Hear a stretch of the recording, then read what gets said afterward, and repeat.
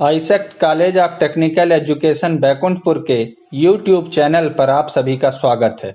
हमारे latest videos को देखने के लिए चैनल को सब्सक्राइब करें और बेल आइकन जरूर दबाएं।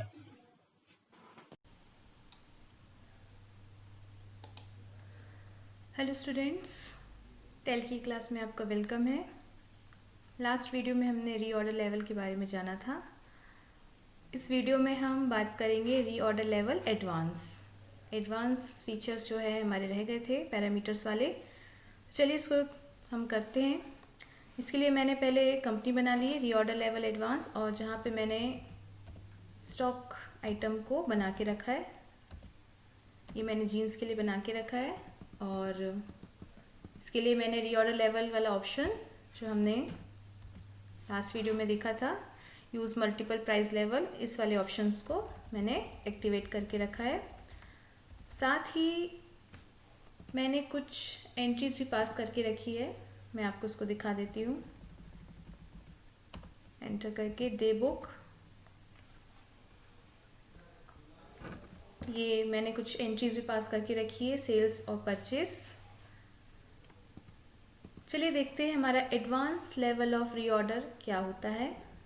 इसलिए हम जाएंगे इन्वेंट्री इन्फो में, और इसके बाद जाएंगे रीऑर्डर लेवल्स पर। यहाँ आप अभी देख रहे हैं कुछ इस तरीके से ओपन होता है। कई बार आपको इस प्रकार से भी ओपन आपका विंडो दिखाई देगा, स्पेसिफाई रीऑर्डर लेवल, जहाँ पे हमने लास्ट वीडियो में इसको चला के देखा था, इस पे काम करके देखा था कि रीऑर्डर क्वांटिटी 10 पीसेस और मिनिमम ऑर्डर क्वांटिटी 15 पीसेस है। इसके लिए हमने रीऑर्डर स्टेटस में जाके देखा था इस तरीके से। मान लीजिए आपको कोई आइटम है, नेम ऑफ आइटम जीन्स, यहाँ क्लोजिंग स्टॉक 20 है, नेट अवेलेबल 20 है, रीऑर्डर लेवल हमारा होगा 10 पीसेस होने पर। जब 10 पीसेस से कम हो जाएगा तो हमें रीऑर्डर लेवल करना पड़ेगा, और हमें मिनिमम रीऑर्डर क्वांटिटी करनी पड़ेगी 15 पीसेस की। तो ये तो हमारा सिंपल रीऑर्डर लेवल था, लेकिन अभी हमें एडवांस देखना है, तो एडवांस के लिए हमें इसमें कुछ अलग सेटिंग्स करनी पड़ेगी। इन्वेंट्री इन्फो पे जाके हम रीऑर्डर लेवल पे जाएंगे, और यहाँ से हम ऑल्ट के साथ आर, या आप माउस से भी क्लिक कर सकते हैं, और एम। ऑल्ट के साथ यदि आर आप प्रेस करेंगे तो आपको advance parameter for reorder level के लिए दिखेगा, और ऑल्ट के साथ एम यदि प्रेस करेंगे तो आपको advance parameter for minimum orders के लिए दिखाई देगा। बेसिकली ये दोनों ही कंजम्पशंस पर डिपेंड करता है कि आपने लास्ट कितना उसको कंज्यूम किया है, उसके आधार पर ये दोनों सेट होते हैं। जिसमें यदि आप रीऑर्डर क्वांटिटी को यदि 10 पीसेस देते हैं, और या फिर यदि आप इसमें कुछ पीरियड देना चाहते हैं एडवांस पैरामीटर के अंदर, तो आप यहाँ पे दे सकते हैं। जैसे मैंने लास्ट 2 डेज़ के लिए सेल्स और परचेस किया है, दो ही ट्रांजेक्शन करे हैं, सेल्स और परचेस 1 तारीख को और 2 तारीख को। तो यहाँ हम डे सेट करेंगे, या आप अपने अकॉर्डिंग दे सकते हैं। आपने जितनी बार भी ट्रांजेक्शन्स किया, जितनी बार भी सेल्स या परचेस करते हैं उसके अकॉर्डिंग। तो यहाँ मैं 2 दिन के अकॉर्डिंग पे दे रही हूँ, लास्ट 2 डेज़ जो मैंने ट्रांजेक्शन्स किए उसके बेस पर। नेक्स्ट आता है पीरियड, इसमें समय का आपको दे रहा है क्राइटेरिया कि आपको डेज़ के अकॉर्डिंग करना है, मंथ्स के अकॉर्डिंग, वीक्स या ईयर के अकॉर्डिंग। तो मैंने यहाँ 2 दिन के ट्रांजेक्शन्स किए, तो मैं यहाँ डेज़ को सेलेक्ट करूँगी, और उसके बाद आपसे क्राइटेरिया पूछ रहा है कि आपको इधर लोअर जो है वो चाहिए है स्टेटस, या फिर हायर। देखिए हायर मतलब यदि इसमें लिखा हुआ है 10 पीसेस और 2 डेज़, 10 पीसेस और 2 डेज़ का मतलब ये है कि यदि इन दोनों में जो भी हायर होगा उसे हम क्राइटेरिया पे रखेंगे, उसके हिसाब से हम फिर रीऑर्डर करेंगे।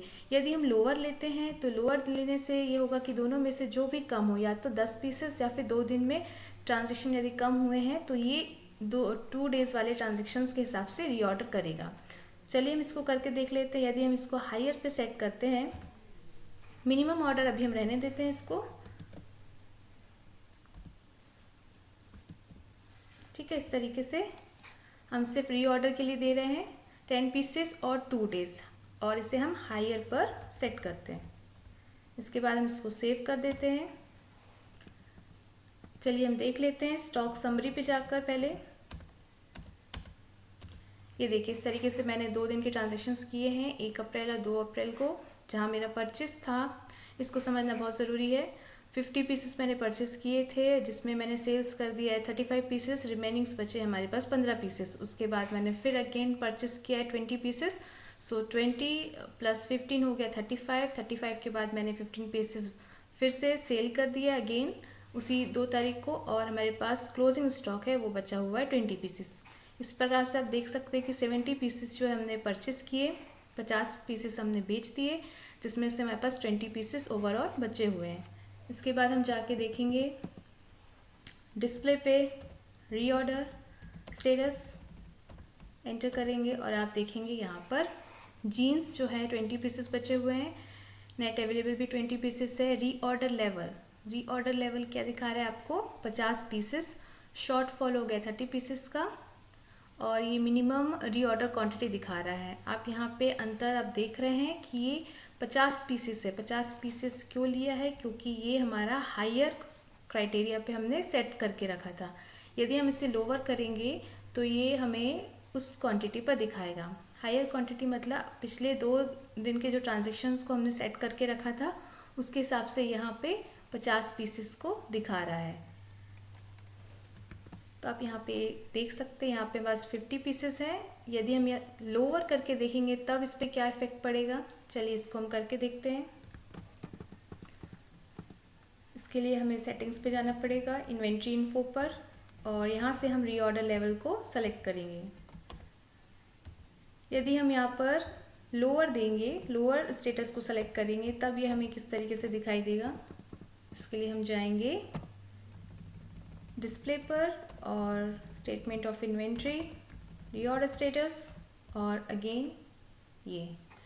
तो इस तरीके से आप देख सकते हैं जब हमने लोअर को सेट किया है तो ये हमारी लोअर रीऑर्डर लेवल की क्वांटिटी को ले रहा है, ना कि हायर को, क्योंकि हमने वहाँ पे सेट किया था 10 पीसेस और 2 डेज हायर। तो 10 पीसेस जो है दोनों में, जो 2 दिन का जो हमारा ट्रांजेक्शन है उसमें 10 पीसेस वाला रीऑर्डर जो है वो कम है, ये कम है, इसलिए इसने यहाँ पर रीऑर्डर लेवल को 10 पीसेस लिया है।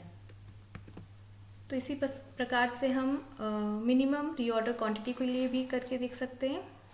आई होप आपको ये समझ में आया होगा कि यहाँ पे भी हमको 10 पीसेस दिखा रहा है, और जब हमने हायर क्राइटेरिया रखा था तो वहाँ पे हमें 50 पीसेस दिखा रहा था according to our transactions.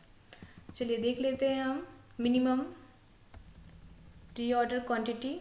Reorder quantity और मिनिमम रीऑर्डर क्वांटिटी में अंतर होता है। रीऑर्डर क्वांटिटी का मतलब होता है कि हमें किस क्वांटिटी पर आकर रीऑर्डर को प्लेस करना है, और यदि जब हम प्लेस कर रहे हैं तो हम कितनी मिनिमम क्वांटिटी को मंगा रहे हैं, ये दोनों में डिफरेंस होता है। रीऑर्डर लेवल पे जाके हम इसे भी सेट कर लेते हैं। इसके लिए हमें Alt M को प्रेस करना होगा। इसके बाद हम यहाँ पर आप देख रहे हो कि 15 पीसेस, और यदि आप इसके लिए क्राइटेरिया देना चाहते हैं तो ये भी मैं 2 डेज़ के अकॉर्डिंग करूँगी, और यहाँ पे मैं डेज़ को सेलेक्ट करूँगी। जो भी आप देना चाहें, यदि आप हायर सेलेक्ट करेंगे तो आपको हायर के अकॉर्डिंग दिखाई देगा, यानी 15 पीसेस या 2 दिन के हायर क्राइटेरिया में जो मिनिमम ऑर्डर होगा, दोनों में जो भी ज़्यादा होगा वो हमको वहाँ पे शो होगा। तो चलिए हम देख लेते हैं। ट्रांजेक्शन्स के साथ अभी हमको कोई छेड़छाड़ नहीं करनी, हमें सिर्फ स्टेटस जानना है कि हमें किस प्रकार के आइटम्स का ऑर्डर देना है, कितनी मात्रा में ऑर्डर देना है। तो इसी प्रकार से आप देख सकते हैं कि यहाँ पे हमें शो हो रहा है मिनिमम रीऑर्डर क्वांटिटीज़ 50 पीसेस, जो कि हमारे हायर पे जो हमने सेट किया था ये उसके अकॉर्डिंग हमको यहाँ पर दिखा रहा है। नेक्स्ट, इसके लिए यदि हम लोअर करना चाहते हैं तो हम लोअर पे जाके इसको सेट कर देंगे स्टेटस को, और यदि हम इसको लोअर कर देंगे तो ये हमारा लोअर हो जाएगा। इसके बाद हम स्टेटस को चेक करेंगे कि हमें किस प्रकार से दिखाई दे रहा है।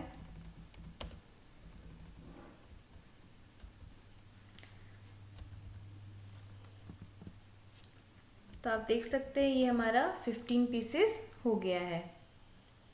15 पीसेस यानी कि जो दोनों में कम था। तो यदि हम हायर करते तो यहाँ पे हमें 50 पीसेस दिखाता, यानी 50 पीसेस दिखाता, और लोअर क्राइटेरिया को सिलेक्ट किया है तो हमें 15 पीसेस हमें दिखा रहा है। तो ये हमारा एडवांस रीऑर्डर स्टेटस, ये कुछ बिल्कुल टफ नहीं है, बहुत आसान है। इसमें बस आपको क्राइटेरिया को सेट करना होता है अपने अकॉर्डिंग।